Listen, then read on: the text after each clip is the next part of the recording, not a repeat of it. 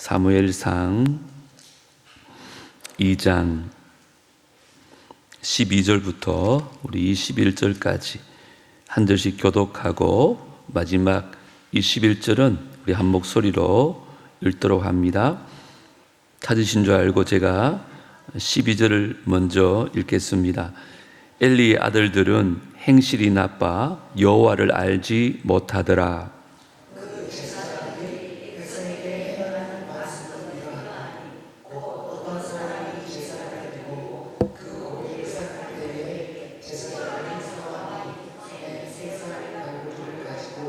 그것으로 냄비에나 솥에나 큰 솥에나 가마에 찔러 넣어 갈고리에 걸려 나오는 것은 제사장이 자기 것으로 가지되 실로에서 그곳에 온 모든 이스라엘 사람에게 이같이 할 뿐 아니라.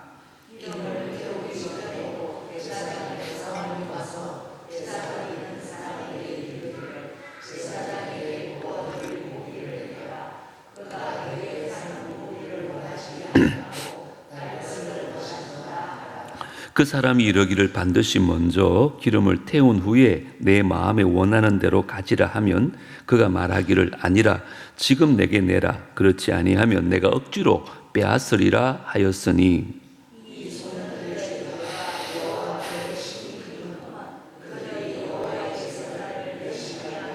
사무엘은 어렸을 때에 세마포 에봇을 입고 여호와 앞에서 섬겼더라.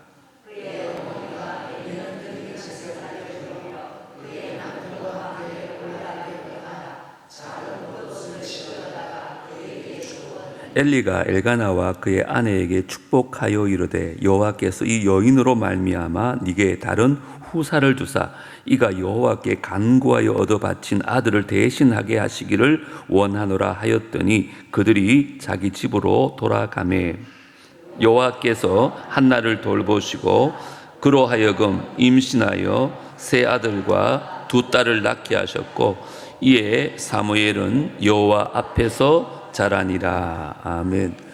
오늘도 금요일 기도에 오신 여러분들 또 영상으로 예배하는 모든 분들에게 하나님의 은혜가 함께 하시기를 주의 이름으로 축복합니다. 오늘의 말씀의 제목은 여호와 앞에서 자라는 자녀라는 제목으로 말씀을 좀 준비해 봤습니다. 오늘 본문을 보시면 엘리의 두 아들 홈니와 비느하스와 또 한나의 아들 사무엘이 계속 비교되면서 대조를 이루고 있는 장면을 볼 수 있습니다. 엘리의 두 아들 홈니와 비느하스는 미끄럼틀 위에서 미끄러지듯이 타락과 죽음을 향해 추락하고 있는데 반해서 한나의 아들 사무엘은 마치 하늘을 향해 날개쳐 올라감 같은 거룩한 삶을 누리고 있습니다. 여러분, 이 세 청년은 동일한 환경인 성전에서 함께 자랐습니다. 그리고 동일한 대제사장 엘리 밑에서 자랐음에도 불구하고 왜 홈니와 비느하스는 타락과 멸망으로 떨어지고 또 사무엘은 하나님께 영광 올려드리는 이렇게 판이하게 다른 모습으로 성장하게 된 것일까요? 성경은요 21절 말씀에서 이 소년들의 차이를 한마디로 명확하게 설명을 해줍니다. 뭐라고 말합니까? 이 사무엘은 여호와 앞에서 자라니라. 여호와 앞에서 자란 아이. 여러분, 우리의 자녀와 또 손주들 또한 우리 교회 다음 세대들이 정말 하나님을 기쁘시게 하는 그런 귀한 일꾼으로 성장하기 원한다면 우리 아이들이요 여호와 앞에서 자라나야 될 줄로 믿습니다. 그게 얼마나 복된 일인지 몰라요. 근데 문제는 여호와 앞에서 자란다는 것이 과연 무슨 뜻일까요? 그냥 성전에 갖다 바치면 그 아이가 자동으로 여호와 앞에 자랄까요? 홈니와 비느하스는 그렇지 않잖아요. 사실은 오늘 본문을 보면 한 세 가지를 우리에게 설명해 주는데요. 오늘은 한 가지만 하고 다음 주에 두 가지를 이어서 하려고 합니다. 오늘 이 말씀 잘 새겨 들었다가 우리 자녀들, 특별히 오늘 다음 세대와 함께 오신 부모님들이 우리 자녀들이 여호와 앞에 자라서 귀하게 쓰임받는 복된 자녀들 다 될 수 있게 되기를 주님으로 축복합니다. 먼저 여호와 앞에 자란다는 것은요, 하나님과 인격적인 만남을 갖도록 우리 부모님이 자녀들을 양육해야 한다는 것입니다. 자, 12절을 한번 다시 봅니다. 엘리의 아들들은 행실이 나빠 여호와를 뭐 했다고요? 알지 못하더라. 하나님 앞에서 자라난 사무엘과 대조적으로 이 홈리와 비느하스는 여호와를 알지도 못했다. 성경은 그렇게 대조를 이루고 있습니다. 여러분, 대제사장의 자녀인데 지금까지 신앙 교육이 없었을까요? 이들의 직업이 제사장이거든요. 그런데 어떻게 여호와를 알지도 못했다고 이야기할 수 있을까요? 이것은 그들이 하나님에 대한 지식이 없었다는 얘기가 아닙니다. 인격적으로 하나님을 만나지 못했다는 거예요. 하나님에 대해서는 많이 알고 있었는데 그 하나님을 인격적으로 만나는 체험이 없는 그냥 껍데기뿐인 신앙생활을 했다는 의미일 것입니다. 이렇게 하나님을 인격적으로 만나지 못하니까 하나님을 두려워하지 않습니다. 마치 하나님이 아니 계신 것처럼, 그래서 하나님 앞에서도 온갖 죄악들을 저지르며 그렇게 살아가는 거예요. 자, 13절, 14절 한번 보십시오. 무슨 죄를 지었는지 여러분들이 잘 이해가 안 될 텐데 주위에서 한번 들어보십시오.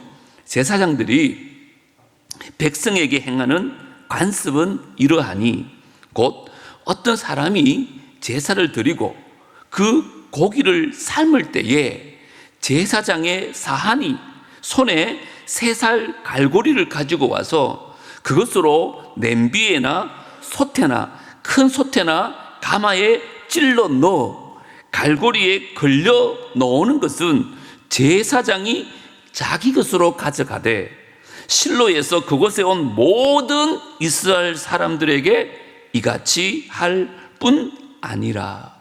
홈리와 비느하스의 죄악이 뭐냐? 여러분, 어쩌다 한두 번 실수한 게 아닌 것 같아요. 보면 습관적으로 상습적으로 저지른 악한 행실이라고 말하고 있습니다. 사람들이 이제 제사를 드린 후에 자기 몫으로 받은 고기를 삶을 때 있잖아요. 이 제사장의 사람들이 3살 갈고리를 가지고 다니면서 그 가마솥을 푹 찔러가지고 걸려 넣는 고기 덩어리는 다 제사장의 것으로 빼앗아 갔다는 거예요. 레위기에 보시면 하나님께 번제를 드릴 때는 제물을 온전히 태워서 하나님께만 드립니다. 그런데 화목제물은 하나님께는 피와 기름을 드리고 고기는 제사장과 예배자가 제사 후에 나누어 가지도록 기록되어져 있어요. 그때 제사장의 몫이 무엇이냐? 레위기 7장 34절에 이렇게 말합니다. 내가 이스라엘 자손의 화목제물 중에서 그 헌든 가슴과 든 뒷다리를 가져다가, 오른쪽 뒷다리를 말해요, 제사장 아론과 그의 자손에게 주었나니 이는 이스라엘 자손에게서 받을 영원한 소득이라.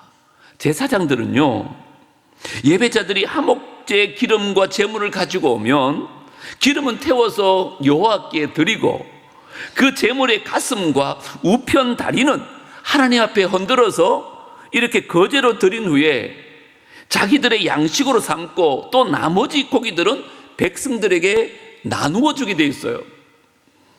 그런데 홈리와 비느하스의 사안은요, 백성들의 손에서 그 고기를 다 꺼내 갔다는 거예요. 이게 무슨 말일까요? 자기들의 몫인 가슴과 뒷다리는 이미 다 받아놓고도 백성들의 목까지 다 강탈하는 짓을 일삼았다는 거예요. 이런 예가 이해가 되는지 모르겠는데, 주일날 식당에서 봉사부에서 맛있는 음식을 많이 해서 전심을 대접하잖아요.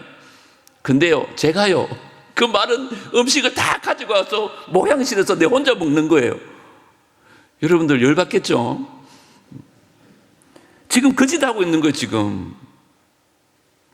이 제사장들로부터 이런 부당한 일을 당했던 이스라엘 백성들의 마음이 얼마나 상했겠어요.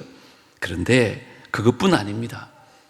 이 두 아들은요, 정말 상상을 초월하는 그런 행패를 부립니다. 자, 15절, 16절은 한번 같이 읽어보겠습니다. 무슨 일을 했는지. 시작. 기름을 태우기 전에도 제사장의 사한이 와서 제사 드리는 사람에게 이르기를 제사장에게 구워드릴 고기를 내라. 그가 네게 삶은 고기를 원하지 아니하고 날 것을 원하신다 하다가 그 사람이 이르기를 반드시 먼저 기름을 태운 후에 내 마음에 원하는 대로 가지라 하면 그가 말하기를 아니라 지금 내게 내라. 그렇지 아니하면 내가 억지로 빼앗으리라 하였으니. 무슨 말인지 이해가 됩니까? 잘 안 되죠. 그래서 목사가 필요한 거예요. 구약에 이렇게 제사를 보면 번제는 하나님께 다 드린다 그랬잖아요. 그런데 예배자가 짐승을 가지고 옵니다. 그러면 그 머리에다가 안수를 하잖아요. 그리고 회막문 앞에다가 그 짐승을 잡습니다. 그 피와 기름을 걷어내요. 그 후에다 번제단에 기름을 태우고요, 하나님께 향기로 냄새로 예배를 드리는 거예요. 그 다음에 제사장은요, 그 자기의 몫에 거제를 올린 후에다가 그 짐승을 취하고 먹을 수 있어요. 그런데 기름을 태우지 않았단 말은 기름을 태우고 올리기 전에 그 제물을 하나님께 드리기 전에 제사장이 그것을 빼앗아 갔다는 거예요.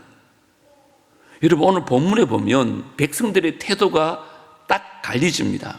처음에 앞서서 자기 고기를 빼앗겼을 때는요, 제사장에게 아무 말 안 했습니다. 백성의 몫을 빼앗을 때는 백성들이 제사장에게 말하잖아요.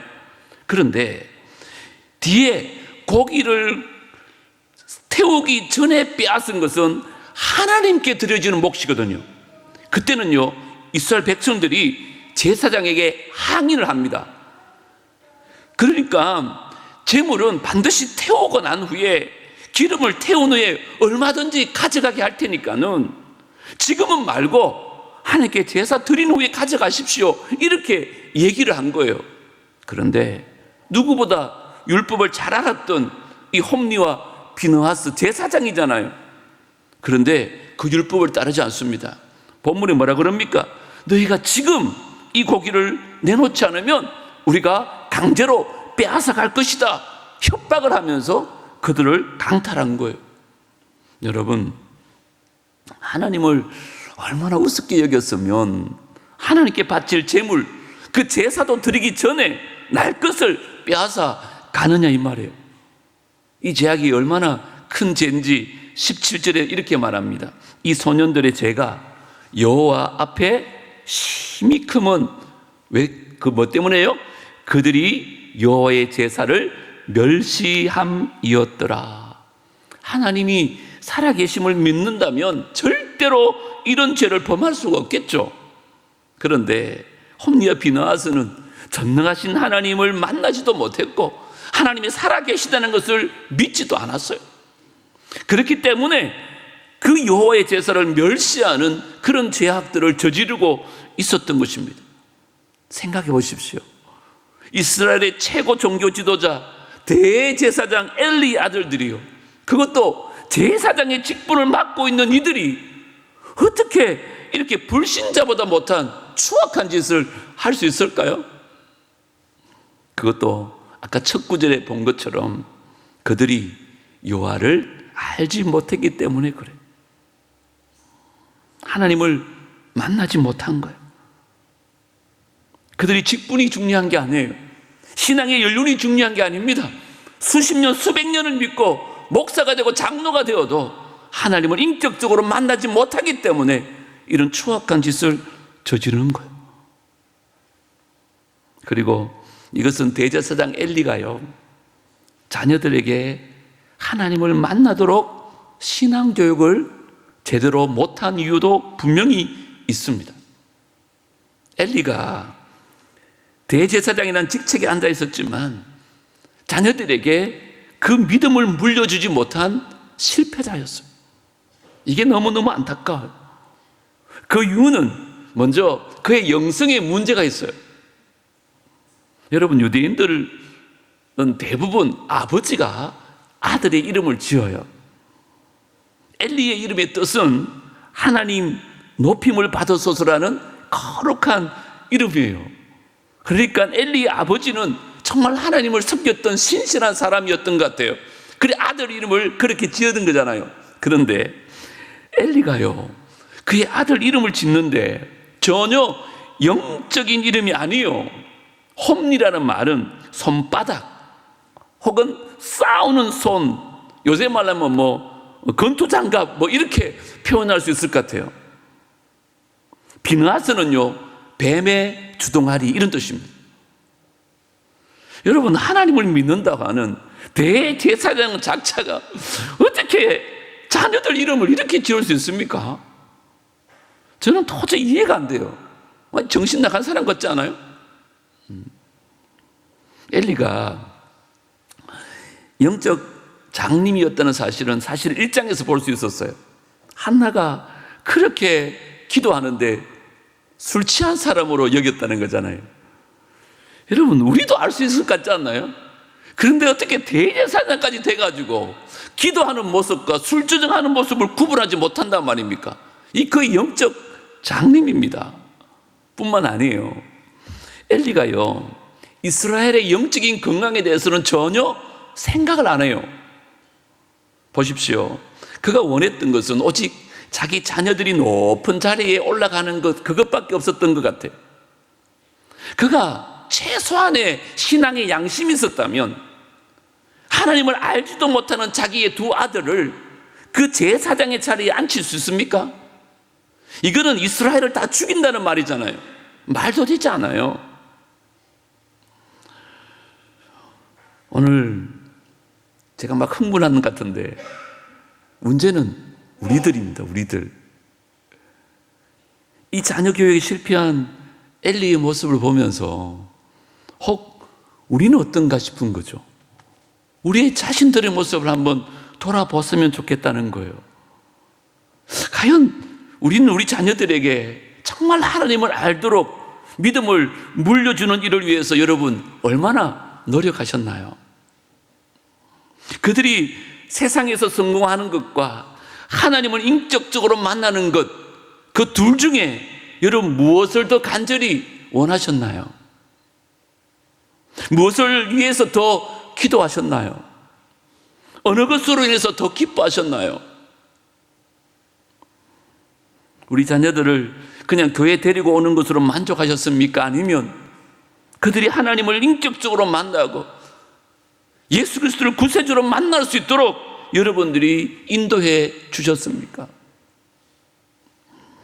오늘날 교회 생활 열심히 하던 자녀들이요, 대학에 가면 교회를 떠나는 이유가 바로 여기에 있는 것 같아요. 교회는 다녔는데 하나님을 인격적으로 만난 경험이 없는 거예요. 그냥 신앙생활을 한다면서 마치 믿음 있는 것처럼 잘한 줄 알았는데 믿음이 없었던 거죠. 여러분 기억하십시오. 자녀들의 신앙을요, 교회에 맡기는 것으로 끝나면 안 됩니다. 누차 말씀드리지만 가정에서 과연 이들이 하나님을 만나는가, 예수님에 대해서는 제대로 알고 있는가, 여러분 끊임없이 대화를 통해서 몇 번이라고 물어보고 확인해야 돼요. 그리고 만약에 하나님 만나지 못했다는 생각이 들면 여러분들이 정말 자녀를 위해서 기도하고 가정에서 신앙훈련을 시켜야 합니다. 우리가 아이들 어릴 때 학교에 보내보십시오. 그냥 학교 데려다 주는 것으로 끝이 납니까? 부모들이 아이들 교육을 해서 얼마나 많이 도와줍니까? 예를 들어서 학교에서 숙제를 가져오면요, 엄마가 가만히 있습니까? 솔직히 이건 애들 숙제가 아니라 거의 부모 숙제 아닙니까? 부모가 거의 다 해주잖아요.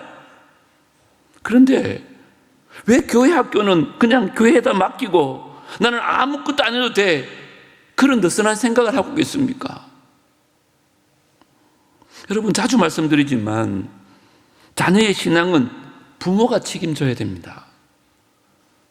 여러분, 마지막 날 우린 주님 앞에 설 텐데 자녀가 믿음에서 떠난 책임을 주님께서는 주일학교 교사에게 물을까요? 부모에게 물을까요? 너무나 당연한 거 아니에요?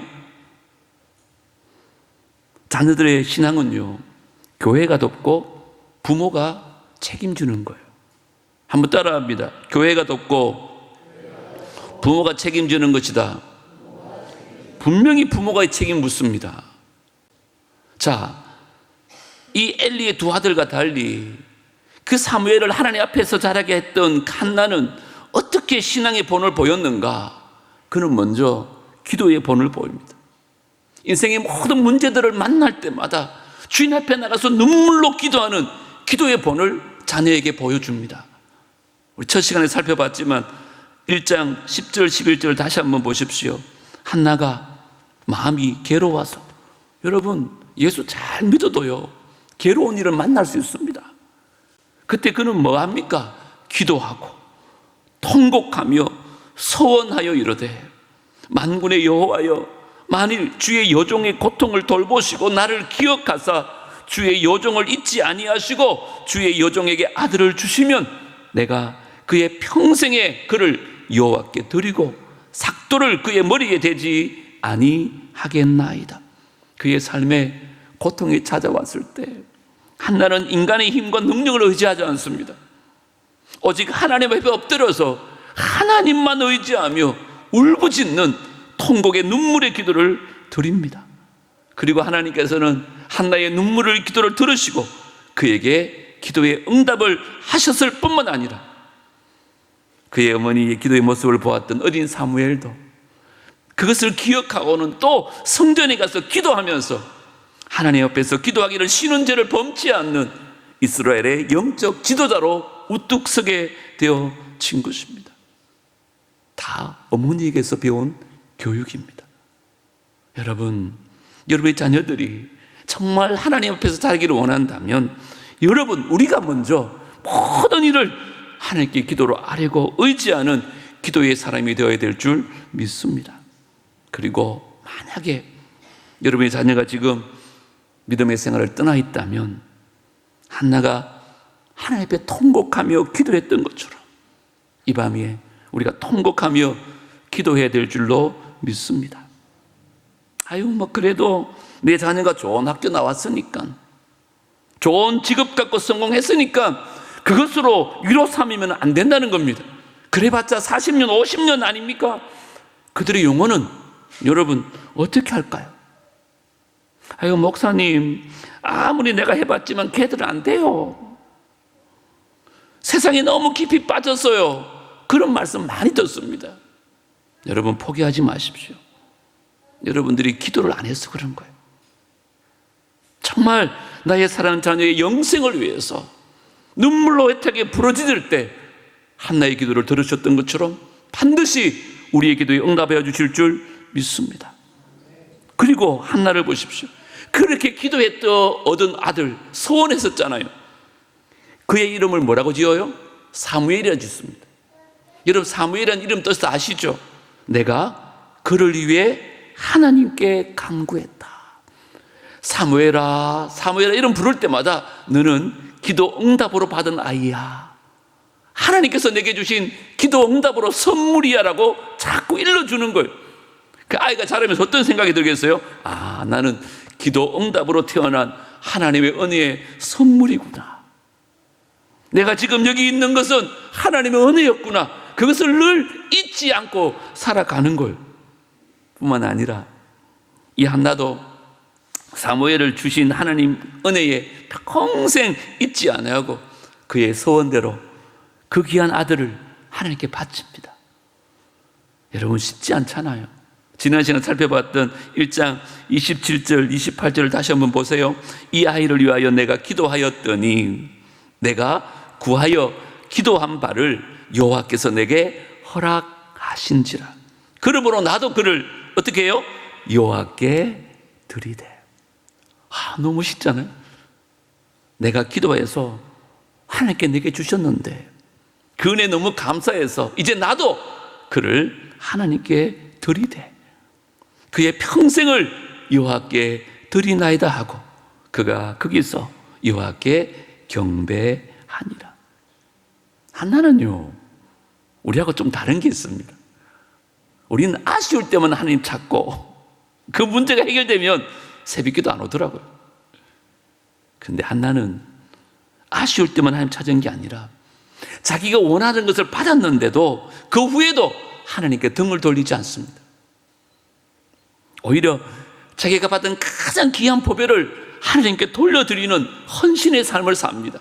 그때 하나님께서 그 사무엘을 통하여 이스라엘을 구원해내는 귀한 역사를 이루어 주셨습니다. 여러분, 이 시간에 한번 우리를 돌아보십시오. 우리도 하나님께 받은 은혜가 많지 않습니까? 여러분, 어떤 은혜를 받으셨어요? 건강의 복을 받으신 분도 있을 것이고 물질의 복도 있을 것이고 무엇보다 구원의 복을 이미 다 받았잖아요. 여러 가지 은사들, 재능들 많이 받았잖아요.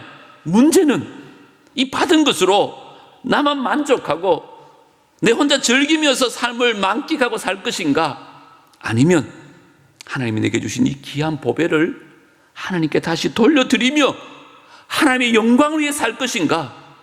여러분, 이게 중요합니다. 한나는 사무엘을 그렇게 하나님께 드렸습니다.